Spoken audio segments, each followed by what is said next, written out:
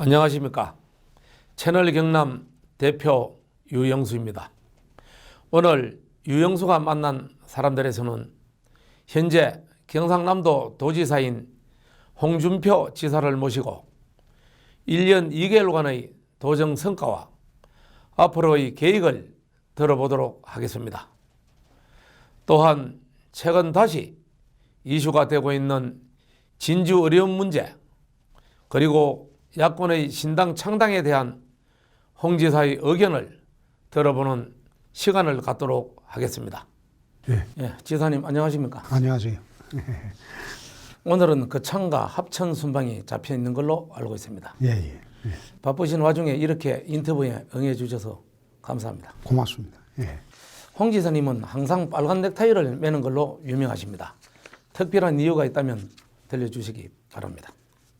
원래 이 정치판에 들어오면서 빨간 넥타이를 매기 시작했는데 그 사연이 좀 있지만은 간단하게 그래 대답을 합니다. 홍가니까 막 빨간 넥타이를 맨다. 그 지사님 그 검사 시절에도 빨간 넥타이를 많이 맸습니까? 뭐 그렇습니다. 검사 시절. 예. 공직생활 내내 빨간 넥타이를 이래 쭉 매고 있습니다. 검사를 몇 년간 했습니까? 12년 했죠. 12년이요. 예. 정치를 하게 된 동기가 있다면 한번 말씀해 주십시오. 정치를 굳이 하려고 해서 한 게 아니고요. 검사 시절에 마지막 한 5년 동안 강력부에 있으면서 조직폭력배 수사를 주로 했습니다. 슬러트 머신 수사를 하면서 정치권, 그 다음에 뭐 정보개통, 수사개통, 특히 검찰 내부 수사까지 했습니다. 검찰 내부의 고위공직자들을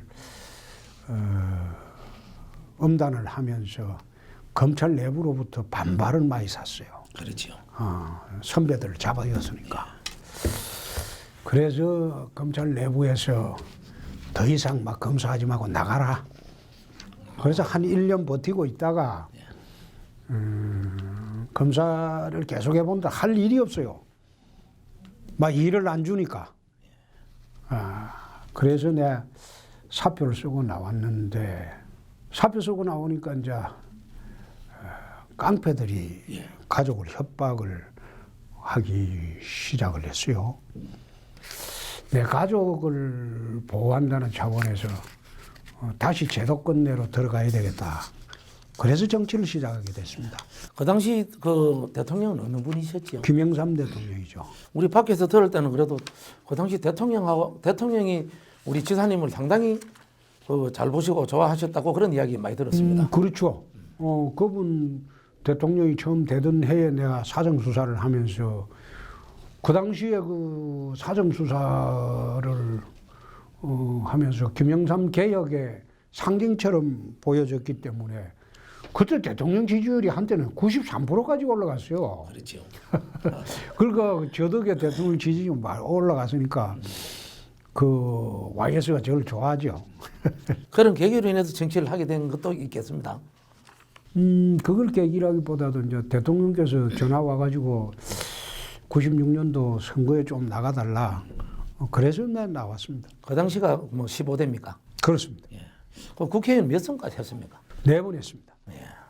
그리고 이제 국회의원을 또 그만뒀는데 네. 그 당시에도 그만두게 된 동기가 특별히 또 있습니까? 그거는 그 동대문에서 이제 MB 정권 심판론 때문에 제가 마지막 그 19대 때는 국회의원 떨어졌죠. 낙선했죠. 출마를 했습니까? 예. 그때는 이제 사실 출마를 안 하려고 그 공천 신청을 안 했는데 동대문에 거기는 민주당 아성 지역이 돼가지고 출마할 사람이 없어요. 그래서 마지막으로 출마해 달라고 해서 출마를 했는데 저는 나갈 때 이번에는 선거 안 된다는 생각을 했습니다.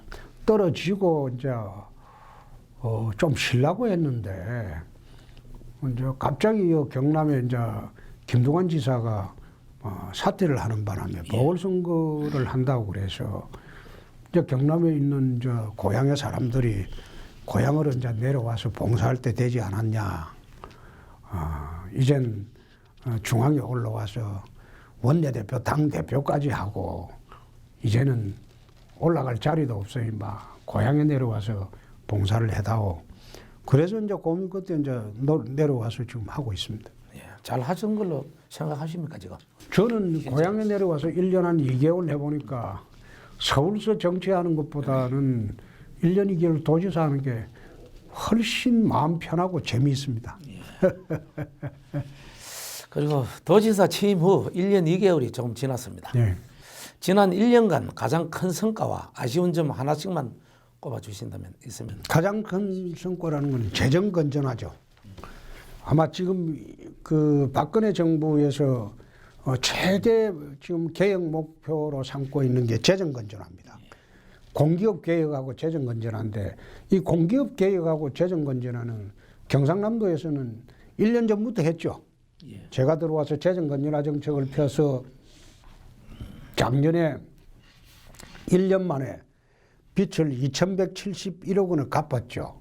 그리고 산하기관 구조조정하고 통합하고 폐합하고 그런 이제 말하자면 격동의 한 해를 보냈는데 재정건전화 정책이 이 정부에 지금 모델이 되어 있습니다. 모델이 되어 있고 특히 이제 재정건전화 정책 중에서 그가대교 MRG 같은 문제는 우리 경상남도가 37년간 부담해야 할 돈이 2조 한 7천억이 됩니다. 그거 재계약해가지고 7개월 만에 우리가 이제 2조 7천억 물어줄 필요도 없고 우리가 1,200억을 도로 받는 그런 거 재계약을 했죠. 근데 그게 이제 모델이 돼가지고 이 정부에 지금 모델이 돼 있습니다.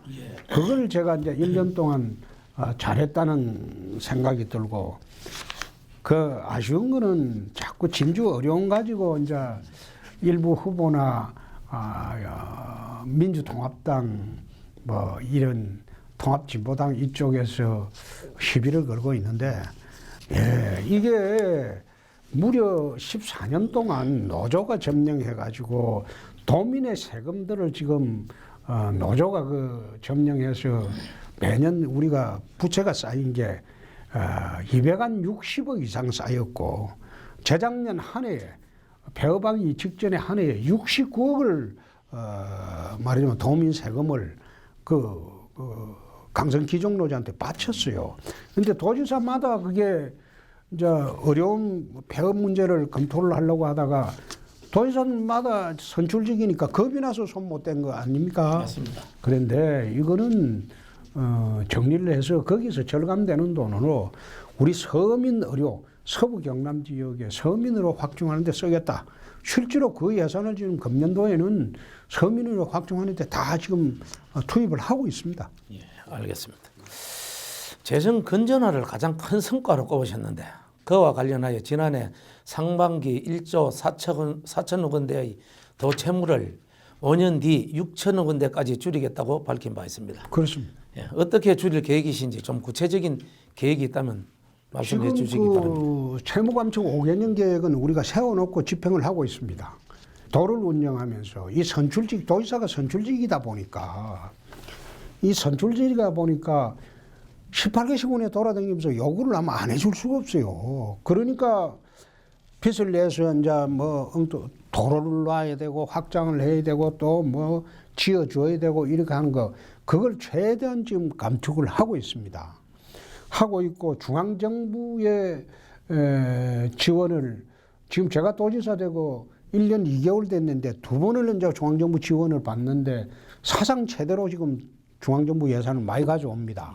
많이 가져오고 또 도비가 투입될 부분을 국비로 투입하고 그런 식으로 하게 되면 금년에 우리가 지금 갚아야 할 돈이 1,600억 그런 식으로 해가지고 이제 절반 정도 5년 동안 줄이려고 합니다. 네. 그 조금 전에 들어보니까 우리 가조에도 네. 지금 그 김태우 지사 때부터 도로 공사를 시작했는데 네. 아직도 못하고 있는 데가 있습니다. 지금 그런 데가 경상남도 많습니다. 그 지사 되시면 우리 그 창에는 좀 봐주십시오. 거창은 오늘 그 군정 보고회 하면서 거창에서 요구하는 거 대부분 다 들어주기로 하고 갑니다. 고맙습니다. 박근혜 정부가 올 초 공기업 개혁을 비정상화의 정상화의 첫째 과제로 꼽으면서 지사님께서 1년 전 추진한 진주 어려운 폐업이 재조명받고 있는데요. 당시 반발이 엄청 거셌고 지금도 일부 야권에서는 진주 어려운 재개원을 요구하고 있는데 어떻게 생각하십니까? 진주 같은 경우에 어려움을 우리가 그 폐업을 할 때는 오죽 그 답답하면 그런 폐업이라는 강수를 듣겠습니까? 이게 강성 기종 노조가 딱 그 말하자면 몇 명도 되지 않은 기종 노조가 딱 틀을 짜가지고 그 노조 공화국을 만들어가지고 도지사도 명령이 안 들어가고 의료 원장도 감당을 못하고 한 게 14년입니다. 그래서 이 폐업을 했는데 지금 그걸 재개원 요구를 하는 야권뿐만 아니라 통합진보당뿐만 아니라 일부 여당 후보도 재개원한다고 지금 이야기하고 돌아다니는데 나는 그게 납득이 안 되는 게 그럼 재개원하게 되면 그 강성 의료 노조 몇 명 안 되는 사람 지금 다시 그 노조 놀이터를 만들어 줘야 됩니다. 그리고 진주 의료원 같은 경우는 진주는 그 의료 과잉 지역입니다. 예? 병원이 지금 너무 많아가지고 해마다 지금 병원들이 파산을 하고 있어요. 그런데 거기에 무슨 저 의료원이 또 필요한지 나는 그 이해하기가 어렵습니다. 그래서 진주 의료원 같은 거는 재개원은 이거는 있을 수가 없고요.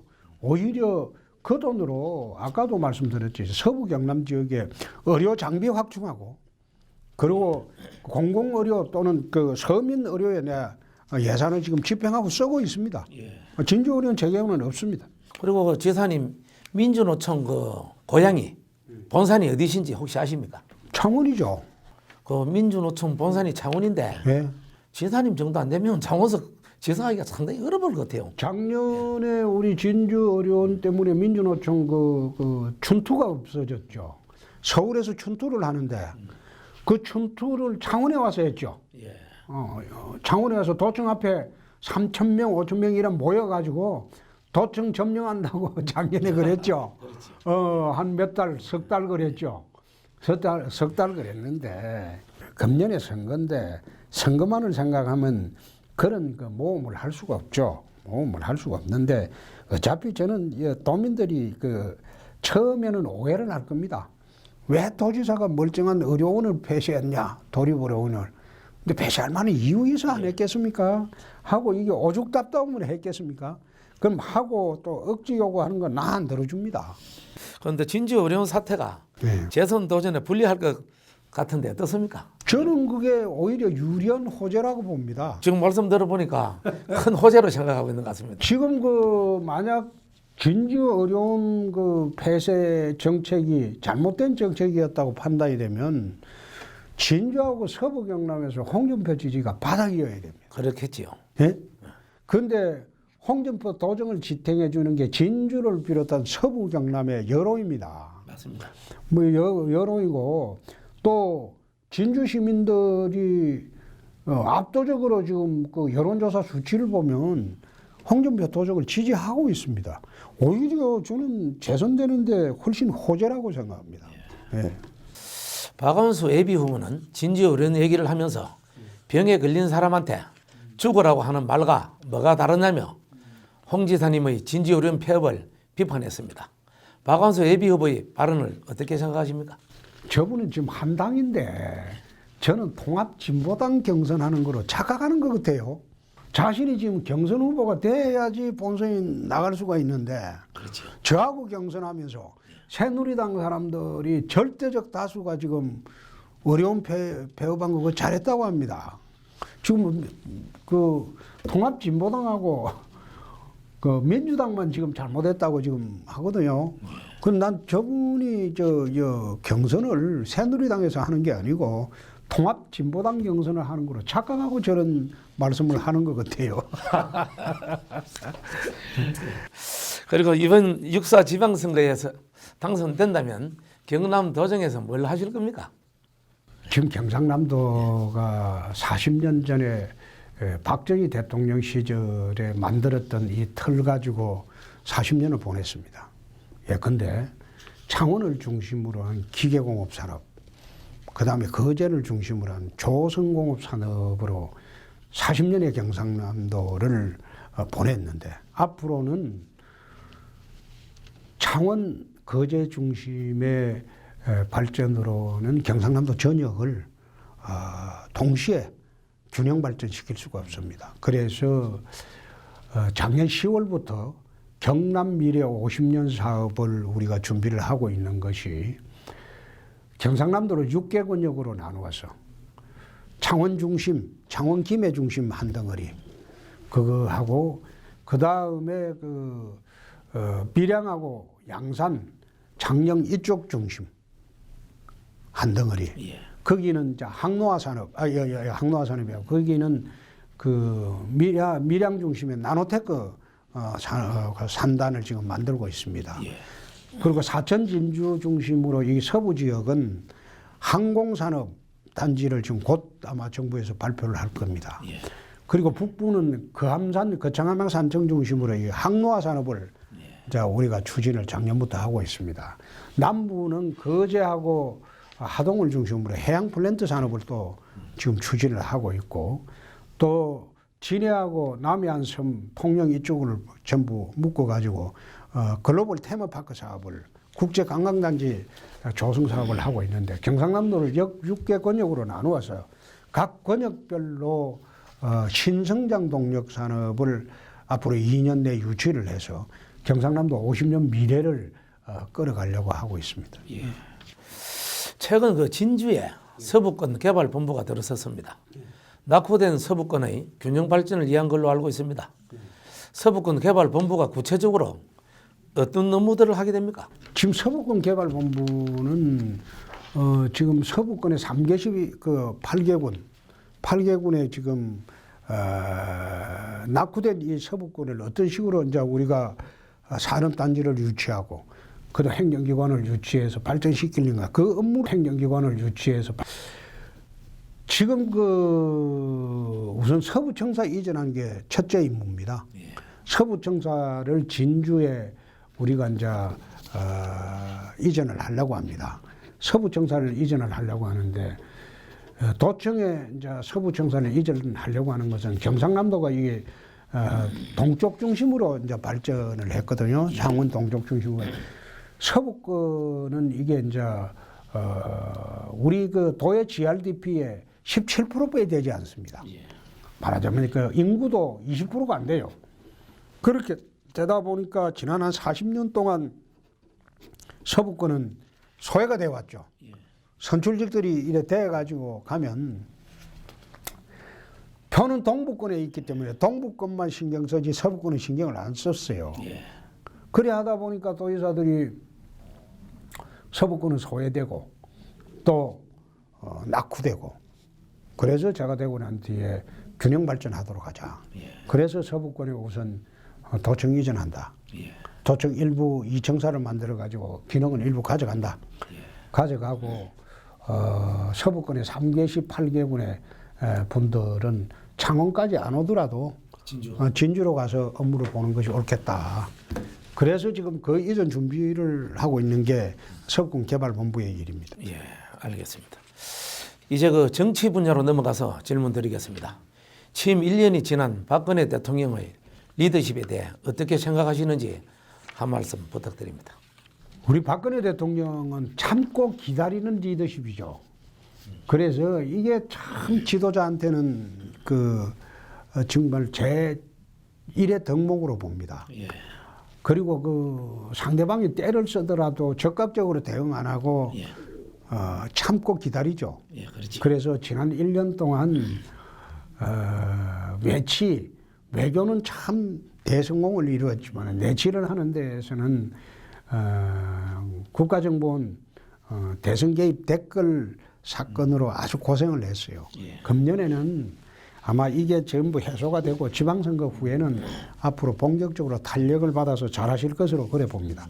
근데 우리가 TV를 많이 봤는데 제가 느낀 대로 하면은 철도 노조 일어났을 때 네. 대처하는 거는 우리 지사님이 진주 의료 사태를 보고 배워가지고 하는 것 같더라고요. 에이, 배웠다기보다도 그게 이제 제가 이제 청와대 무슨 뭐 선임 행정관 이야기를 들었는데